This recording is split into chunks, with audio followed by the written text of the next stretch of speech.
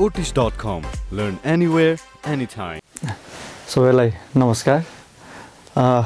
हामी otis.com-बाट यो बैंकिङ तयारी क्लासको भिडियो मार्फत तपाईहरुलाई तयारी कसरी गर्ने सम्बन्धमा केही ओरिएन्टेसन गर्न गइरहेका छौं र विशेष गरी बैंकिङ तयारीको सन्दर्भमा विभिन्न खण्डहरु रहेका छन् र ती खण्डहरुमा कोही बैंकिङ कानुनको पाटोहरु छ, कोही बैंकिङ सेवाको विषयवस्तु छ र कोही म्याथको कुराहरु, आईक्यूका कुराहरु विभिन्न पाटोहरु रहेका छन्।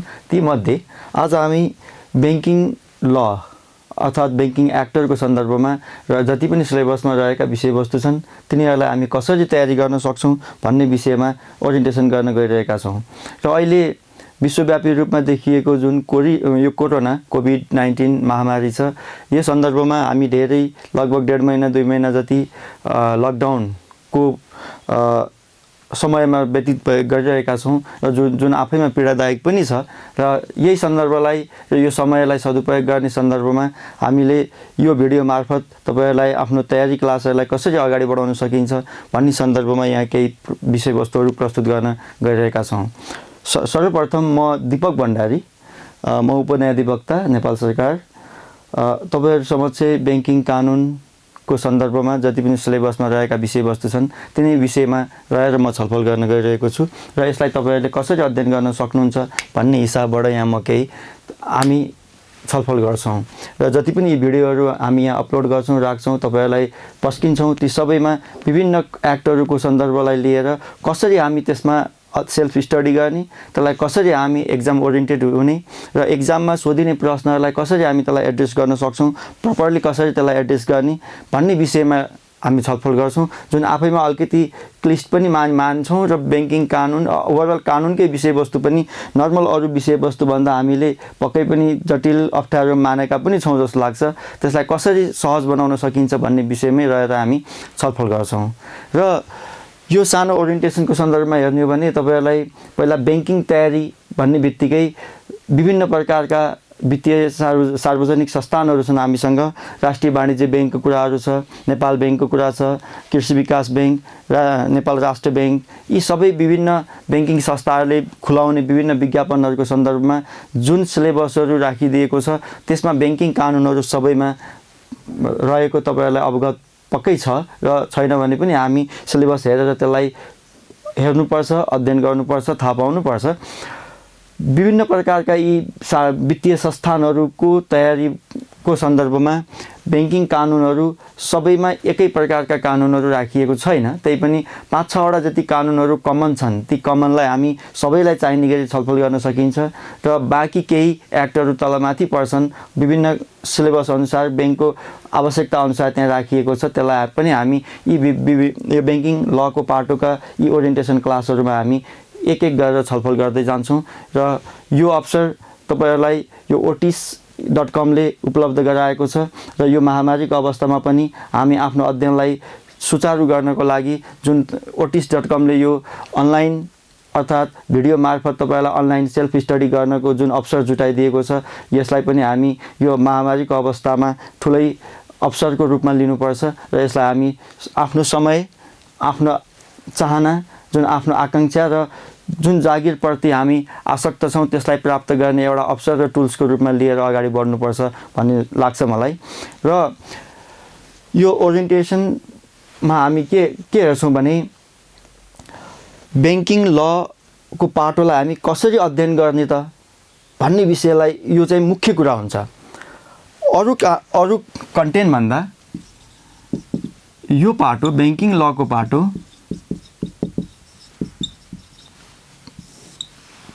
अध्ययन गर्दाखेरि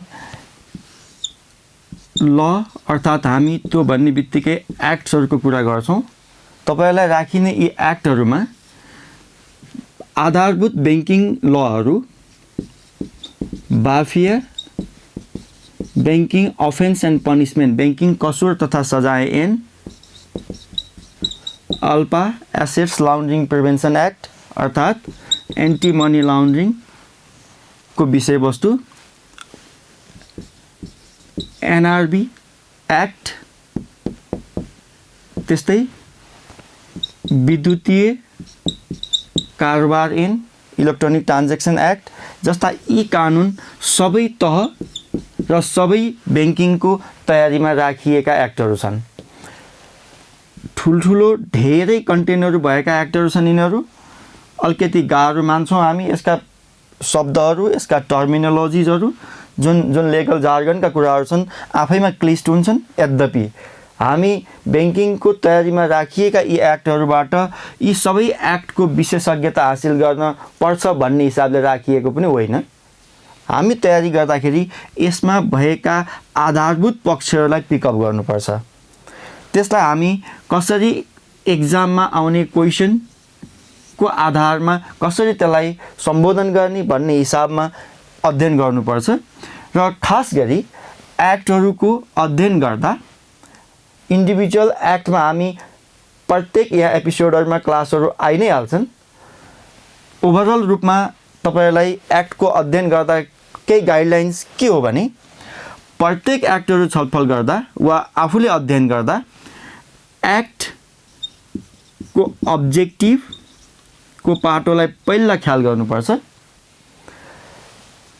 किन यो कानुनको तर्जुमा गरिएको हो र यो कानुन तर्जुमा गर्दाखेरि के उपलब्धि हासिल हुन्छ भनेर राष्ट्रले अपेक्षा गरेको छ, त्यो पाटोलाई हामी अब्जेक्टिभको तहबाट हेर्छौँ। र जहिले पनि अब्जेक्टिभ अध्ययन गर्दा एक्टहरूको जुन प्रस्तावना छ, प्रिएम्बल, प्रस्तावनामा लेखिएका विषयवस्तुलाई सकेसम्म बुलेटाइज गरेर भनेको बुदागत रूपमा तयार पारी अध्ययन गर्नुपर्छ। एउटा अब्जेक्टिभ ख्याल गर्नुपर्छ, यसलाई बुलेटाइज गरेर अध्ययन गर्नुपर्छ, एउटा पोइन्ट ख्याल गर्ने। दोस्रो पाटो भनेको एक्टहरूको छलफल गर्दा वा सेल्फ स्टडी गर्दा वा जसरी हामी अध्ययन गर्छौँ त्यसमा ख्याल गर्नुपर्ने कुरा के हो भने फिचर्स, विशेषता। बाफियाका विशेषता के हुन्, ब्याङ्किङ कसुर तथा सजाय ऐनको विशेषता के हो, सम्पत्ति शुद्धिकरण सम्बन्धी कानुनको विशेषता के हो, राष्ट्र ब्याङ्क ऐनको विशेषता के हो, विद्युतीय कारोबार ऐनको विशेषता के हो, विदेशी विनिमय कारोबार सम्बन्धी ऐनको विशेषता के हो, वाटेभर विभिन्न एक्टहरू हुन्छन्, तिनीहरूको विशेषतालाई आउटलाइन गर्न सक्नुपर्छ। दोस्रो अध्ययन गर्ने विषय। अब विशेषता कसरी आउटलाइन गर्ने हो त, यो पाटोलाई ख्याल गर्नुपर्छ। एक्टहरू हेर्नुभयो भने एक्टहरू धेरै कन्टेनहरू, त्यहाँ एक्टको आफ्नो संरचना हुन्छ, आफ्नो संरचना हुन्छ। संरचना भन्ने बित्तिकै हामी परिच्छेद, दफा, उपदफा, अनुसूची यस्तो पाटोबाट हेर्छौँ।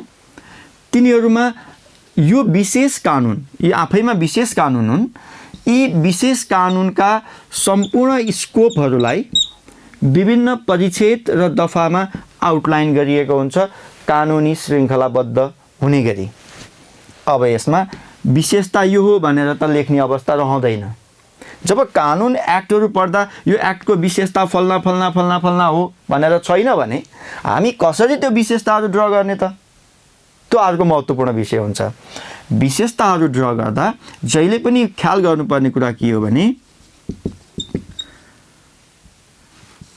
सम्बन्धित विशेष कानुनमा भएका प्रमुख व्यवस्थाहरूलाई, सम्बन्धित विशेष कानुनमा भएका प्रमुख व्यवस्थाहरूलाई सब्जेक्टिभ रूपमा, विषयगत रूपमा, सर्ट फर्ममा आउटलाइन गर्न अभ्यास गर्नुहुन्छ भने यसरी छोटो छोटो केही पोइन्टहरूबाट यी प्रोभिजनलाई जब सब्जेक्टिभ विषयगत रूपमा आउटलाइन गर्नुहुन्छ त्यो बन्छ विशेषता। विशेषता ड्र गर्दा प्रोभिजन, व्यवस्था, व्यवस्थाहरूलाई छोटो रूपमा, विषयगत रूपमा, बुदागत रूपमा प्रस्तुत गरिदिने, त्यो गर्दा विशेषता बन्छ। विशेषता हामी सबै प्रोभिजनलाई लेख्नु पर्दैन, केही प्रमुख व्यवस्थाहरूलाई आउटलाइन गर्न सक्छौँ। त्यो पनि तह हेरेर अध्ययन गर्न सक्छौँ। नेपाल राष्ट्र ब्याङ्कको अफिसर तहको तयारी गर्दै हुनुहुन्छ, सहायकको तयारी गर्दै हुनुहुन्छ, अरू ब्याङ्कको अफिसरको तयारी गर्दै हुनुहुन्छ, सहायकको तयारी गर्दै हुनुहुन्छ भने त्यो अवस्थामा अफिसरको तयारी गर्दाखेरि सब्जेक्टिभ टर्मलाई आउटलाइन गरी त्यसलाई अलिकति इलाबोरेट गर्न सक्नुहुन्छ र एसिस्टेन्ट तहको तयारीमा हुनुहुन्छ भने त्यही प्रोभिजनलाई नै बुदा बनाएर त्यसैलाई नै विशेषताको रूपमा उल्लेख गर्न सक्नुहुन्छ किनकि यी विशेषता प्रोभिजनकै आधारमा ड्र हुन्छन्। दोस्रो पोइन्ट, एक्टहरूमा हामी बढी अलमल पर्ने कसरी पढ्ने हो भन्ने विषय रहन्छ। त्यसमा कसरी पढ्ने भन्ने सन्दर्भमा मैले दुईवटा पोइन्ट यति बेलासम्म भने, एउटा उद्देश्यमा ख्याल गर्नुपर्छ एक्टहरू पढ्दा, दोस्रो यसको विशेषतामा ख्याल गर्नुपर्छ। विशेषतामा ख्याल गर्दाखेरि सँगै हामी के पनि बुझियो भने यो प्रोभिजनको कुरा हो, तेस्रो तिनै प्रोभिजनलाई हेर्ने हो। एक्टमा भएका प्रमुख व्यवस्थाहरूलाई हामी ख्याल गर्नुपर्छ। यो प्रोभिजनमा के सबै प्रोभिजनहरू एक्जाम ओरिएन्टेड हुन्छन् त भन्ने अर्को विषय हुन्छ। त्यो सन्दर्भमा एक्टमा भएका प्रमुख व्यवस्थाहरू, मेजर प्रोभिजन्सहरूलाई मात्रै हामी प्रोभिजनको डिटेलमा गएर हेर्न सकिन्छ। अरू पढ्नु पर्दैन भनेको होइन, तर एक्जाम ओरिएन्टेड हुनको लागि मुख्य मुख्य व्यवस्थालाई अलि डिटेलमा जाने प्रोभिजनको पाटो। चौथो पाटो, एक्टहरू तपाईँहरूलाई तयारी गर्नको लागि अर्को विषयवस्तु भनेको कसरी लेख्ने त। त्योभन्दा अगाडि एउटा विकनेस, समस्या र सबल पक्ष, कहिलेकाहीँ यसलाई पनि हामी एक किसिमबाट तयारी गर्नुपर्छ प्रत्येक इन्डिभिजुअल विशेष एक्टमा। त्यसमा के कस्ता राम्रा पक्ष छन्, यो पाटोलाई एउटा हेडिङ बनाउन सकिन्छ। त्यो बनाउँदाखेरि सबल पक्षमा अध्ययन कसरी गर्ने त एक्टमा भन्दा, यहाँ यो एक्टमा राखिएका जुन प्रोभिजन र त्यसको आधारमा बनेका विशेषता यिनैलाई हामी के भन्छौँ, त्यो एक्टको स्ट्रेन्थ हो। किनकि यही राम्रो पक्ष बनाउनको लागि र त्यसलाई सही रूपमा इम्प्लिमेन्टेसन गर्नको लागि सम्बन्धित कानुनहरू बनेका छन्। त्यो नै सम्बन्धित कानुनका राम्रा पक्ष हुन्। नराम्रो भयो भने त्यसलाई हामी एमेन्ड गर्छौँ, अझै संरचना चेन्ज गर्नु पर्यो भने नयाँ कानुन बनाउँछौँ। तर त्यहाँ जे व्यवस्था छन् तिनीहरू सबल पक्षको रूपमा रहन्छन् भने कहिलेकाहीँ यी सबल पक्षलाई कार्यान्वयन गर्ने सन्दर्भमा वा त्यो कानुनका प्रावधानहरूमा कहिलेकाहीँ चाहिने विषयवस्तु नहुन सक्छ वा समय सापेक्ष रूपमा नपुग्न सक्छ। त्यो अवस्थामा जे समस्याहरू देखिन्छन् ती त्यो सम्बन्धित कानुनका समस्या भएर आउँछन् र समस्या हामी अलिकति त्यो पनि हेर्न सक्छौँ। जस्तो ब्याङ्किङ कसुर तथा सजाय ऐन भनियो भने ब्याङ्किङ कसुर तथा सजाय ऐनले कुन कुन क्षेत्रलाई सम्बोधन गर्ने भन्ने कुरा स्पष्ट भएन, एउटा समस्या हुनसक्छ। हुन त हामी वित्तीय प्रणालीमा असर गर्ने सम्पूर्ण ब्याङ्किङ कारोबारसित सम्बन्धित विषय भन्छौँ, तर पनि के सहकारीसित गरिएका फ्रडहरू वा सहकारीको चेकको डिसअनर ब्याङ्किङ अफेन्सले लिन्छ त? क्वेसन त्यहाँ आउँछ। यो त सम्बोधन छैन, बिओपीमा जब यो विषयमा छैन भने द्याट इज प्रब्लम। कहिलेकाहीँ प्र्याक्टिसमा देखिएका समस्यालाई सम्बोधन त्यो कानुनले गर्दैन भने त्यति बेला त्यो कानुनमा त्यो विकनेसको रूपमा वा सम्बोधन गर्नुपर्ने विषयको रूपमा रहन्छ। यस्ता कुरा ड्र गर्नुपर्छ। सबल पक्ष, समस्या, अब्जेक्टिभ फिचर्स, प्रोभिजन्स, समस्या, यो कसरी हेर्ने भन्ने सन्दर्भमा यो टपिक बनाएर यो कानुनमा यी विषय के त भनेर खोज्नुपर्छ। सँगै हामी लको पाटोबाट क्वेसन आयो भने कसरी हो त त्यसलाई सम्बोधन गर्ने, अर्को समस्या हामीलाई त्यहाँ रहने हो। क्वेसन एन्सर प्राय हामीलाई कन्फ्युजन कहाँ हुन्छ भने एक्टहरूको पाटोमा एक्टमा भएका परिच्छेदहरू, दफा उपदफा, अनुसूचीमा भएका विषयलाई हुबहु सार्नुपर्छ वा पर्दैन, ती सबै दफाहरू कोड गर्नुपर्छ कि पर्दैन, यो विषय अर्को महत्त्वपूर्ण विषय रहन्छ। यो तयारीको सन्दर्भमा तपाईँहरूले यसमा के ख्याल गर्नुपर्छ भने एक्टबाट आउने क्वेसनहरूमा एक्टमा भएकै भाषा, त्यहाँ भएकै दफा परिच्छेदलाई साइड गरेर नै लेख्नुपर्छ भन्ने हुँदैन। यसलाई क्वेसनको आधारमा कानुनमा भएका प्रावधानको मर्म नबिग्रिने गरी, विपरीत नहुने गरी सरल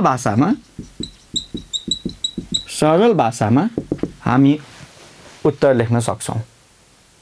तर हामीले लेखिएका ती उत्तरहरूमा जति कन्टेन्ट राख्छौँ ती कन्टेन्टहरू एक्टमा भएका प्रावधानको विपरीत आउनु हुँदैन। एउटा विषय। दोस्रो, एक्टको क्वेसन एन्सरमा जस्तो फर्म्याटहरू चाहिन्छ कि चाहिँदैन, फर्म्याटिङ गर्ने कि नगर्ने अर्को क्वेसन हो। हामी जुनसुकै क्वेसन भए पनि त्यसलाई लेख्दाखेरि जब म्याच्योर्ड एन्सर बनाउन खोज्छौँ, म्याच्योर्ड एन्सर त्यति बेला हुन्छ जति बेला आधारभूत उत्तरको संरचनामा हामी लेख्छौँ। आधारभूत उत्तरको संरचना भनेको BBC पृष्ठभूमि, प्रश्न केसित सम्बन्धित छ, त्यसको बेसिक परिभाषा, अर्थ खुल्ने जुन प्याराग्राफ हुन्छ प्रारम्भ, त्यसलाई हामी ब्याकग्राउन्ड, क्वेसनले जे सोधेको छ त्यसलाई सम्बोधन गर्ने बडी मुख्य खण्ड, र हामी एन्सरलाई परिपक्व किसिमबाट ऱ्यापअप गर्ने, अन्त्य गर्ने जुन शैली हुन्छ कन्क्लुजन, BBC यो पाटोमा लेख्नुपर्छ। यो not only act question of act, जुनसुकै क्वेसनमा पनि एन्सर लेख्ने बेसिक स्ट्रक्चर BBC हुन्छ। त्यसमा क्वेसनको आधारमा ब्याकग्राउन्डलाई, बडीलाई, मुख्य गरी बडीलाई कसरी हामी डिसेग्रिगेट गर्ने भन्ने पाटो क्वेसनमा डिपेन्ड गर्छ, तर पनि यो स्ट्रक्चर ख्याल गर्नुपर्छ। त्यही स्ट्रक्चर एक्टबाट सोधिने क्वेसनमा पनि लाग्छ। अब अर्को दफाहरू उल्लेख गर्ने कि नगर्ने त? यदि क्वेसनले स्पेसिफिक दफामा के भन्छ भने मात्रै त्यो दफाहरूलाई फोकस गर्नु पर्यो, अन्यथा दफा लेख्नै पर्छ भन्ने छैन, तर लेख्दाखेरि राम्रो हुन्छ। फेरि दफा लेख्ने सन्दर्भमा दफा लेख्ने बाहनामा कन्टेन्ट ठिक र साइड गरिएको दफाको नम्बर बेठिक पर्यो भने त्यसले दिनुपर्ने जुन हाम्रो मर्म छ एन्सरलाई सम्बोधन गर्ने त्यसमा राम्रो देखिँदैन। त्यसकारण आफू दफा उल्लेख गर्ने सन्दर्भमा कन्फिडेन्स नहुँदाको अवस्थामा दफा साइड गर्नु पर्दैन, कन्टेन्ट लेखिदिए पुग्छ। किनकि यो कानुन यो ऐनमा निम्न व्यवस्था छ भन्ने सन्दर्भले त्यो ऐनमा छ भन्ने कुरा जनायो, त्यसमा कुन लाइनमा छ, कुन परिच्छेदमा छ, कुन दफामा छ त्यो आवश्यक रहँदैन। त्यसकारण आफू कन्फिडेन्स भएको बेलामा मात्रै दफालाई कोड गर्ने, अरू अवस्थामा कन्फिडेन्स छैन भने दफा कोड गर्नु पर्दैन। यो कोड नगर्दैमा मार्क्स कम भएर फेल हुने भन्ने हुँदैन, कन्टेन्ट मुख्य कुरा हो। एक्टको सन्दर्भमा मैले 2-3टा कुराहरू भने तपाईहरुलाई। एक्ट कसरी पढ्ने, अर्थात् के कुरा हेर्नुपर्छ एक्टमा, अघि मैले बताएँ। अब्जेक्टिभको पार्ट हो, फिचर्सको पार्ट हो, प्रोभिजन्सको पार्ट हो, स्ट्रेन्थ विकनेसको पार्ट हो। त्यो पाटोबाट हेर्छौँ प्रत्येक एक्टलाई अध्ययन गर्दा भने। अर्को, एक्टबाट आउने क्वेसनलाई कसरी सम्बोधन गर्ने, फर्म्याटमै सम्बोधन गर्ने जसरी हामी अरू क्वेसनलाई गर्छौँ। दफाहरू साइड कसरी गर्ने, कन्फिडेन्स भए गर्ने, नभए त्यसका कन्टेन्ट मात्रै लेख्ने। भाषा के गर्ने, सरल भाषा बनाउन सक्छौँ। कानुनमै लेखिएका क्लिष्ट भाषाहरू नै हुनुपर्छ आवश्यक छैन, तर सकिन्छ। त्यो सक्ने भनेको एकदम लाइन टु लाइन रट्टा मार्ने भन्ने भन्छौँ हामी बुझाइको भाषामा, घोक्ने, त्यो आवश्यक छैन। त्यही अर्थ नबिग्रिने गरी आफूले सरल भाषामा लेख्न सकिन्छ। यति कुरा ख्याल गर्न सकियो भने ब्याङ्किङ ल अन्तर्गत राखिएका जुन एक्टहरू छन् ती एक्टहरूको हामी अध्ययन प्रभावकारी रूपमा गर्न सक्छौँ र क्वेसन जुन एक्जाममा आउने क्वेसन छन् ती क्वेसनलाई सही रूपमा हामी सम्बोधन गर्न सक्छौँ। र यसैको लागि अब कन्टेन्ट वाइज रूपमा प्रत्येक एक्टलाई त्यहाँ भएका विषयवस्तु अघिकै आधारमा अब्जेक्टिभ, त्यस्तै features, provisions, strength or weakness, यही फर्मेटमै रहेर प्रत्येक एक्टलाई हामी छलफल गर्नुपर्छ। यसरी गर्न सकियो भने एक्ट आफैमा लामा एक्टहरू छन्, त्यही पनि बुदागत रूपमा केही हेडिङ बनाएर जाँदाखेरि हामीलाई सहज हुन्छ, पढ्न सजिलो हुन्छ। र मुख्य यो प्रोभिजनमा अलि हाइलाइटेड प्रोभिजनलाई हामी अलि डिटेलमा जानुपर्छ। यसरी हामी ब्याङ्किङको सन्दर्भमा जति पनि ब्याङ्किङ क्यारियरको लागि सिलेबसमा राखिएका ब्याङ्किङ कानुनहरू छन् तिनीहरूलाई हामी अध्ययन गर्न सक्छौँ, सहज बनाउन सक्छौँ र आफ्नो अध्ययनलाई प्रभावकारी बनाई पक्कै पनि हाम्रो जुन अभिलाषा, आकाङ्क्षा र चाहना हुन्छ त्यसलाई सम्बोधन गर्न सक्छौँ, प्राप्त गर्न सक्छौँ। यसैमा हामी तत्चित्त हुनुपर्छ। र यो ओरिएन्टेसनको पाटोमा, ओरिएन्टेसन यो क्लिपमा तपाईँहरूलाई जुन otis.com ले जुन अवसर सिर्जना गरेको छ र विभिन्न यस्ता भिडियोहरू, क्लासका भिडियोहरू, प्रत्येक यी एक्टका भिडियोहरू तपाईँहरू समक्ष पस्केको छ, त्यसलाई समयमै otis.com सँग कनेक्ट भई त्यसलाई भरपुर उपयोग गर्नुहुन्छ र यो अवसरबाट लाभान्वित हुनुहुन्छ भन्ने मेरो विश्वास पनि छ। यति भन्दै अब हाम्रो भेट अरू प्रत्येक एक्टहरूको छलफलमा हुने नै छ। अहिलेलाई स्वस्थ रहनुहोस्, सुरक्षित रहनुहोस्। कोरोना महामारीबाट हामी पनि, आफू पनि बचौँ, अरूलाई पनि बचाउँ र आफ्नो स्टडीलाई पनि अगाडि बढाउँ। धन्यवाद, नमस्कार। थप जानकारीका लागि लग अन टु www.otis.com। सम्पर्क नम्बर, इमेल आइडी। धन्यवाद।